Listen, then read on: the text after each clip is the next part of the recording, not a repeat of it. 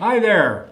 Thank you once again for joining me in our study in Ephesians. My name is Steward Gould, and it's such a pleasure to have you with me today in this study. This is such a powerful study that we are doing. We are in chapter 4. We're going to start in verse 8, and we're going down to the end of verse 13. This is where we're talking about the fivefold ministry and what the purpose of the fivefold ministry is. And I think we're going to gain a lot from this because God has not called us to be pew warmers. God has not called us just to sit on the sidelines and to do nothing.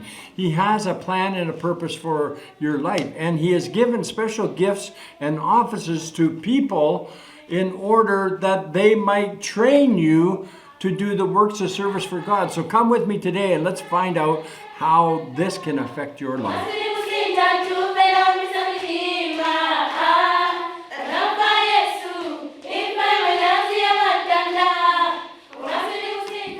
Once again, thank you for joining me in our study in Ephesians. As I mentioned already, we are in Ephesians chapter 4, and we're starting at verse 8. Paul is continuing to speak to the Ephesians here on how the church is to operate, and so let's just jump right in here. This is why it says, when He ascended on high, He led captives in His train and gave gifts to men. What does He ascended mean, except that He also descended to the lower earthly regions? He who descended is the very one who ascended higher than all the heavens in order to fill the whole universe. This is a little bit confusing here in verse 8. He said, this is why it says, when He ascended on high, He led captives in His train. Who are the captives in His train that He's talking about here?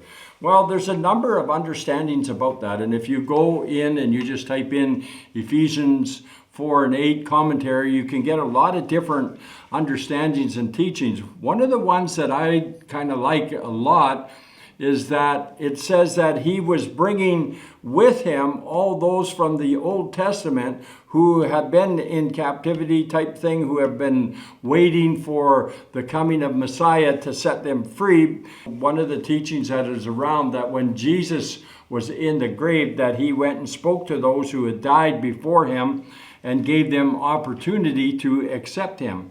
Now, we don't understand if that's the truth or not, but that probably the direction that I would lean to understand. And He gave gifts to men.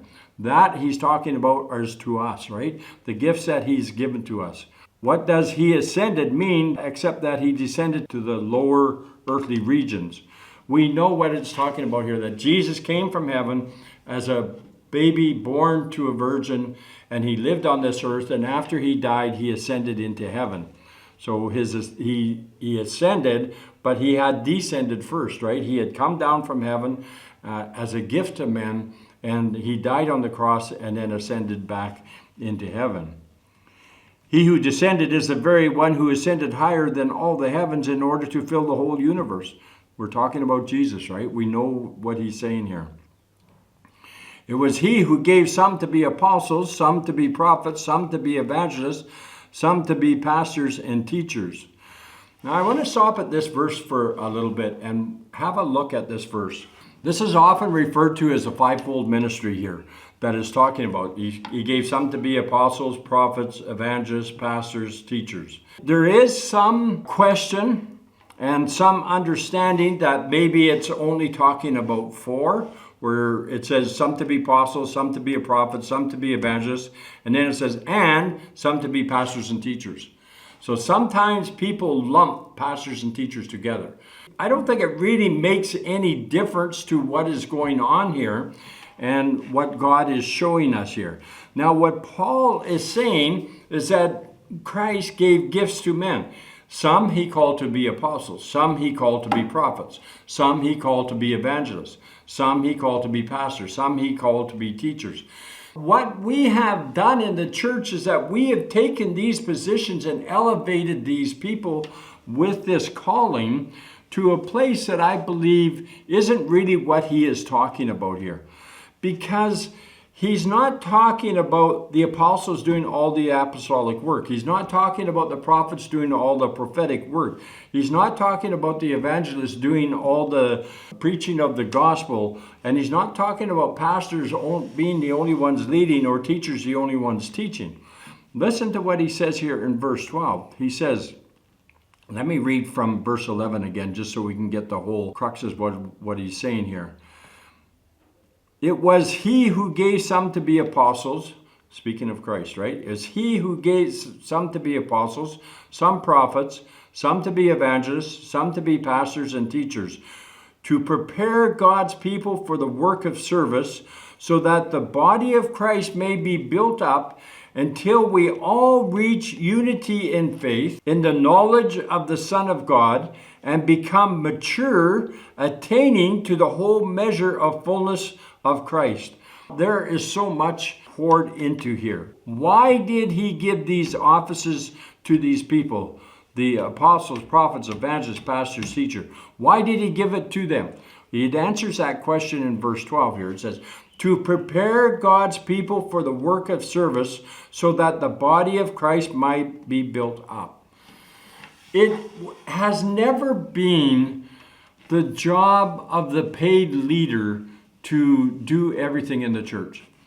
At the time when we started hiring pastors, and you can call them lead elders or whatever it is that you prefer to call the leader in your church, when we started doing that, we started expecting them to do all the work. We expected the pastor to go, and let's just use pastor as an example here as we're speaking about this. We'll just, meaning that it can be many other different things that you call your leader, but we're just going to use the word pastor here because that's what most people do.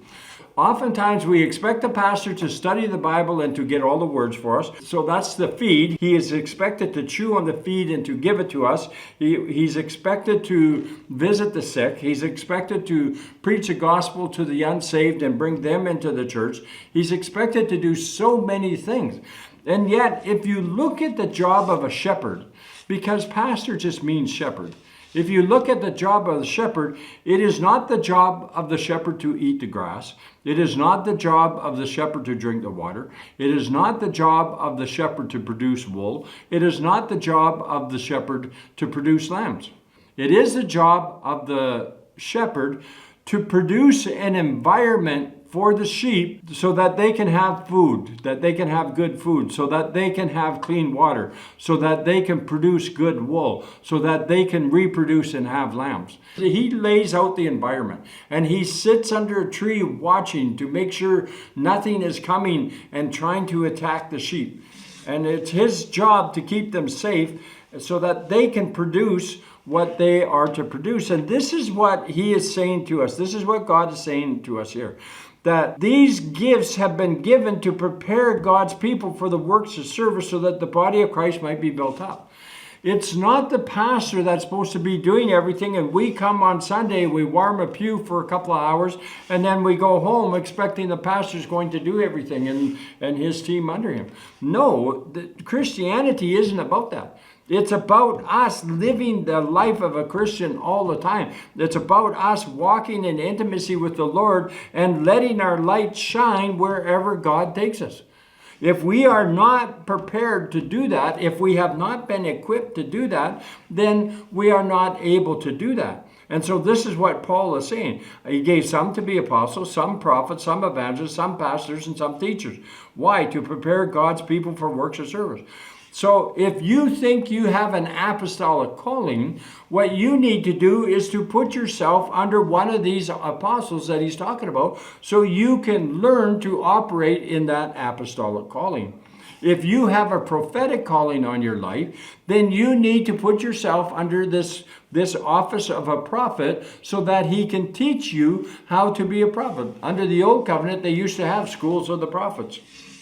And so this is the type of thing we're looking at, right? If you feel that you have an evangelistic call, that you want to go out and preach the gospel to the lost, then you need training from this evangelistic office, this person who is in this office to teach you. It's important for every church, every congregation to have these at work. Now, Oftentimes, you don't have all these giftings in a congregation. So you need to be open to bringing these other people in to train your people. So if you, for example, are a pastor and you're gifted as a pastor, many people who are pastors, who are called pastors, are not gifted as pastors. Oftentimes you see pastors with other giftings. They may have an apostolic gifting, they may have a prophetic gifting, they may have an evangelistic gifting, or they may have a gifting as a teacher, but not necessarily the gifting as a pastor. But because they're the leader of the congregation, they're called pastor. But that's not really who they are. And so it's important for us to understand what our giftings are and the callings that we have. Now, this does not just go to the leaders, but to every one of us. Everybody has a calling that God has called them to. So whatever your calling is, you need to find somebody that you can call as a mentor or as a teacher that you can learn from them. This is what Paul is saying. He gave some to be apostles, prophets, evangelists, pastors, teachers. Why? To prepare God's people for the work of service. To prepare who for the work of service? God's people. Not the leaders of the church, not the pastors, not the evangelists. God's people. It's God's people that are supposed to be doing the work of service so that the body of Christ might be built up. One of the reasons we don't have maturity in the Lord the way we should have is because we are missing these fathers. We're missing these ones, these apostles, these prophets, these evangelists, these pastors, these teachers who are training us to be part of whatever gifting God has called us to. And the other thing is we get so busy with our life, we get so busy earning our income or our career that all we want to do is go on Sunday and listen to a nice message and go out for lunch or whatever afterwards and let the leadership do whatever is necessary over and beyond that. And that's not what God has called us to. If we are called to the body of Christ, we are called for a purpose. There's a destiny that He has for us. There's a purpose that you're born here, and your purpose for being born and placed on the earth is not to spend 2 hours warming a pew in a church on a Sunday morning. It is more involved than that. But in order to do that, we need to be trained. And this is what he's saying. Paul is saying Christ gave some to be apostles, prophets, evangelists, pastors, teachers, to prepare God's people for the work of service, that the body of Christ might be built up. When? For how long? Until we reach unity in the faith. Have we done that? No, we have not done that, right? This is a constant thing. Till we reach unity in the faith and the knowledge of the Son of God and become mature, attaining to the full measure of the fullness of Christ. It is our responsibility. Basically what this is discipling. This is discipling 101. This is taking people and teaching them about who they are in Christ, teaching them how to use the giftings that they have, how to reach out and how to become mature in the things of God. When we become mature is when we become a living sacrifice. When we become a living sacrifice is when God is able to move through us and to fulfill the destiny He has for each and every one of us. Now, God will never force any of this on any of us. This has to come from choice. But this is what Paul is saying here. He's laying out the way the church is supposed to operate. He's laying out how it's supposed to happen, that you need to prepare the people for the work of service so that the body of Christ might be built up. That's what we want. Until we reach unity in the faith and in the knowledge of the Son of God and become mature. We need to become mature. We should not be just sitting and drinking milk. If you go to Hebrews chapter 6, Paul is talking about how they are just drinking milk when they should be eating meat, but they're still drinking milk because they have not moved on from the foundational things of the Lord. They have not put themselves under the apostles, prophets, evangelists, pastors, teachers to learn how to operate in the giftings that they are doing and to learn how to do the works of service that are there. And this is important for us. The church is not a spectator thing. It's not a place where you come and sit on Sunday and sing a few songs and listen to somebody preach a message. That's not church. Church service is meant for us to come together, is meant for us to gather with brothers and sisters, to encourage one another, to worship together, to encourage us so that we can continue our work throughout the week. But if we're not being discipled in the things of God, if we're not being discipled in the Word of God, if we're not being discipled in how we are to become the people of God doing the works of service, then we are not going to be building the body up. The body is not going to be built up. We're not going to reach a unity in the faith. We're not going to come to a knowledge of the Son of God and understand what He's about. We're not going to become mature, and we're not going to attain the whole measure of the fullness of Christ. Jesus mentions in John chapter 10, verse 10, He says, the thief comes to steal, kill, and destroy, but I have come to give you life, and life to the full. He has not just come to give us life so that we can sit on a church pew on Sunday morning. He has come to give us life, and life to the full. In other words, our life in Christ should be an amazing thing. It shouldn't be 2 hours on Sunday and then the rest of the week we're just going about working our career and our family, and we don't even think about the Lord so much. No, that's not what it's about. He is coming to give us fullness of life. That your life would have meaning. That your life would accomplish something on this earth. I have come to the understanding that most people, and I'm talking about Christians because it's Christians that are going to fulfill their destiny, but most people never fulfill the destiny that God has for them because they never attain to a maturity in the Lord that is necessary for that to happen. And we don't attain a maturity in the Lord because, number one, we've lost fathers in the church. We don't have people that are training us. And we put a dependency on the pastor or the leaders to do everything so that we don't have to do anything. And we've made church entertainment. We go there, we turn the lights off, we have loud music, we have, and I'm not against any of that stuff. We can't stop there. There needs to be times of teaching. There needs to be times to bring people to maturity. It doesn't happen on a Sunday morning. A Sunday morning or Sunday afternoon, whenever you meet, is a time to get together, to encourage each other, to worship the Lord, and to lift each other up. And of course, we hear some teaching from the Word, but there needs to be more than that. You need to be studying the Word of God. And if you're not able to do that, you need to get into a place where you can. That's why I love the cell system of churches so much. Because in the cell groups where you have 10, 12 people, you can sit there and you can study the Word of God, you can study the Scriptures, and you can learn from that. And that is so amazing. We want to come to the fullness of Christ. Now, why?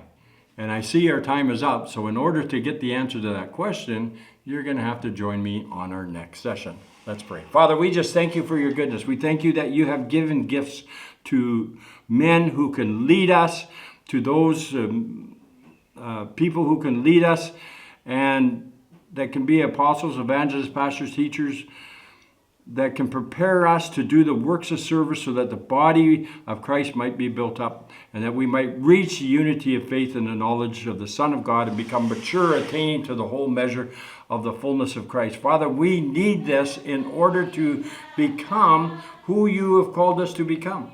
We depend on you, Lord. We are looking forward to this. And Father, we just ask that you would move on the hearts of your sons and daughters in the church so that we can work towards this, that we can disciple one another, that, Lord, that you can, these giftings that you have given to men, that you can fan them into a flame so that they can teach others about what it is that you are calling them to be, so that we can all do the work that you have for us and that we can fulfill the destiny you have for us. We look forward to this, Lord, and we just ask you to work in our hearts to give us a hunger after you and a hunger to want to walk in this direction. We pray this in Jesus' mighty name. Amen. Remember, God loves you, and so do I. If you like these messages, remember on YouTube to click subscribe, and you can also click on the alert, and then whenever I post a new video, you can receive that video. But remember, God loves you, and so do I. Okay, girls, take us home. Atupenda msamitima